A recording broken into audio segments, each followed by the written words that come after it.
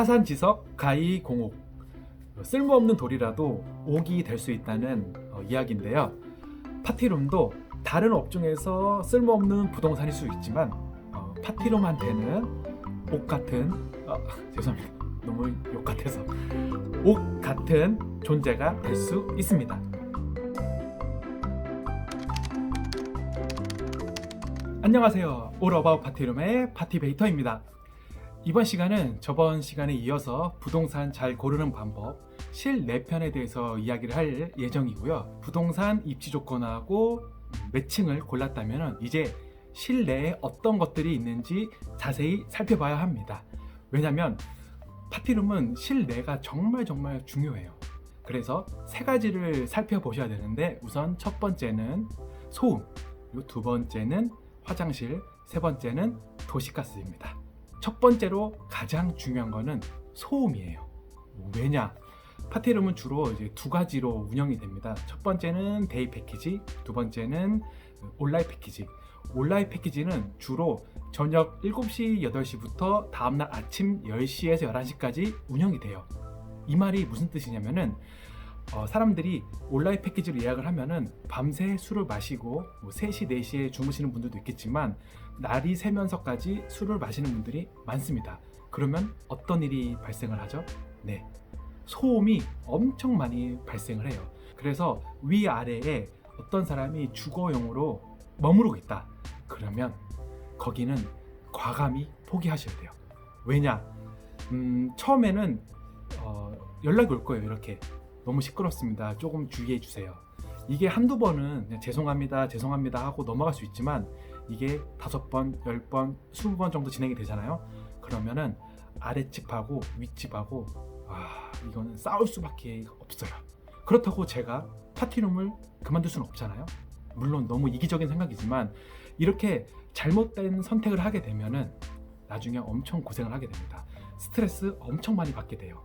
호스트의 역량 중에서 가장 중요한 게 서비스업이기 때문에 스트레스 관리가 잘 돼야 되는데, 스트레스 관리가 잘 되지 않으면 나중에 정말 정신적으로 큰 문제가 생길 수도 있습니다.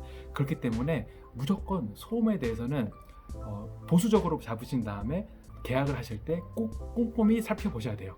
위아래 옆에 누가 살고 있는지 꼭 아셔야 됩니다. 그리고 웬만한 이제 상가 건물이면은 그렇게 큰 문제가 되지 않지만 오피스텔을 할 경우에는 많은 옆집이나 위아래가 주거용으로 많이 사시는 경우가 많습니다. 그렇기 때문에 오피스텔을 하실 경우에는 무조건 한번 꼭 살펴보세요. 나중에 엄청 후회합니다. 제 지인도 이런 소음 문제 때문에 스트레스를 엄청 많이 받으시고 결국 파티룸을 그만두시는 분들도 있었어요. 그러니까 이런 일이 발생하기 전에 사전에 미리 예방하는 게 가장 좋은 방법이겠죠. 그렇기 때문에 첫 번째로는 무조건 위아래 옆에 어느 분들이 살고 계시는지 체크해 보셔야 됩니다. 그리고 상가 건물인데 위아래 호프집이나 술집 있으면 그것도 조금 피해 주셔야 돼요. 왜냐? 저녁에 다른 사람들이 실수로 저희 파티룸에 들어올 수도 있어요. 술 취한 분들이 그렇게 많이 하십니다. 그렇기 때문에 위아래 술집이나 호프집이 있어도 꼭 피해 주시면 좋겠습니다. 그리고 두 번째로는 화장실입니다. 호스트가 남자일 경우에는 화장실에 그렇게 많이 신경을 쓰지 않아요. 왜냐? 남자들은 화장실에 그렇게 많이 민감하지 않거든요. 그런데 제가 저번에 말씀드렸다시피 파티룸 고객은 여성 고객이 엄청 많아요. 약 한 80에서 90%를 차지합니다. 여성분들은 화장실을 엄청 민감하게 따집니다. 파티룸 처음 들어오잖아요. 그러면은 첫 번째로 인테리어를 확인해 본 다음에 두 번째로 보는 공간이 어디인지 아시나요? 그것은 바로 화장실입니다. 화장실을 보고 화장실이 깔끔한지, 화장실 세면대나 배수구에 머리카락이 없는지, 어메니티는 어떻게 잘 정돈이 됐는지 이런 것까지 확인을 하시더라고요. 남자들은 화장실에 그렇게 많이 신경 안 쓰기 때문에 잘 모르시겠지만 여성분들은 화장실을 엄청 신경을 쓰세요. 그렇기 때문에 파티룸 안에는 화장실이 있는 게 무조건 좋고요. 만약 밖에 화장실이 있다 그러면 저는 이것도 가감히 포기하시라고 말씀을 드립니다. 예를 들어서 여성분들이 술을 마시고 새벽 1, 2시에 3, 4시에 용무가 급해서 화장실 가려고 하는데 밖에 있다. 특히 추운 겨울이다. 더운 여름이다, 그리고 무서운 골목이다, 그러면 솔직히 무서워요. 많은 여성 고객들은 화장실이 밖에 있다는 것 자체가 많이 무섭습니다. 그래서 보통 화장실 갈 때도 한 명이 가는 게 아니고 두세 명이 같이 가시거든요. 그래서 화장실이 안에 있는 게 최고로 가장 좋은 곳이고요. 만약에 밖에 있더라도 바로 옆에 있는 게 가장 좋습니다. 화장실, 특히 호스트가 남성분들이시면 화장실을 꼼꼼하게 체크해 보세요. 화장실에서 배수구 냄새가 나지 않는지, 그리고 내가 어느 정도 보수를 하면 깔끔하게 인테리어를 할 수 있는지 등등에 대해서 자세히 살펴보시는 게 좋습니다. 다시 한번 말씀드리지만 여성분들에게는 화장실이 정말 중요해요. 심지어 호프집이나 술집에서도 화장실 구조나 화장실이 조금 환경이 좋지 않으면 그 호프집 자체를 가지 않습니다. 여러분들도 호텔을 가거나 펜션을 갈 때 화장실을 은근히 꼼꼼히 살펴보지 않으신가요? 저 같은 경우에도 화장실을 꼼꼼히 살펴봅니다. 그렇기 때문에 남성분들, 특히 호스트가 남성분들은 화장실을 꼼꼼히 한번 살펴보세요. 마지막으로 세 번째는 도시가스입니다.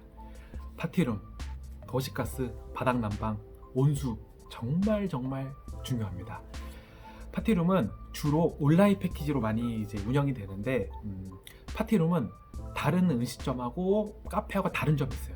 그것은 바로 신발을 벗고 노신다는 겁니다.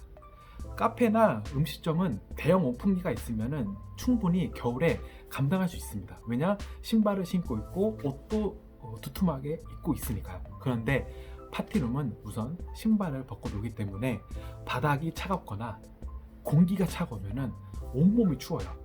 여러분 한번 이렇게 생각해 보세요. 친구들하고 술을 마시고 놀고 있는데 발이 시렵고 손이 차갑고 몸이 차갑다. 그러면은 잘 놀 수가 없습니다. 그런데 바닥 난방이 되어 있어서 공기도 후끈후끈하고 바닥도 따뜻하면은 나중에 술을 먹고 바닥에 누워서 쉴 수도 있고 잠을 잘 수도 있고 그리고 따뜻하게 지낼 수 있습니다. 그렇기 때문에 도시가스는 정말 필수예요. 그러면 어떤 사람은 이렇게 또 질문을 하십니다. 그러면 제가 도시가스를 깔면 되죠.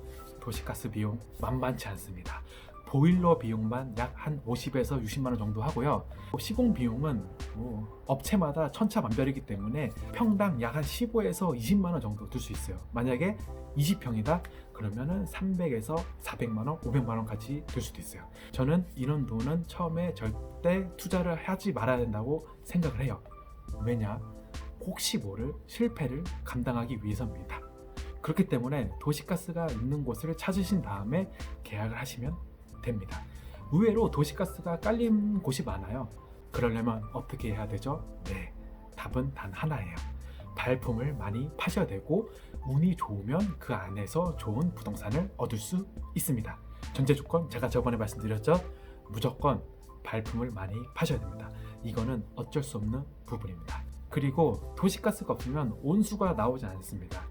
그러면 또 어떤 사람도 이렇게 말해요. 전기 온수기 달면 되죠. 네, 전기 온수기 다시면 돼요. 30리터짜리, 50리터짜리 달면 되는데 30리터를 하게 되면은 여성분들이 머리 한두 번 감으시잖아요. 그러면 온수기 바닥납니다. 그리고 설거지 하셔야 되죠. 세안도 하셔야 되죠. 기타 등등 사용하셔야 되죠. 온수기 금방 바닥납니다.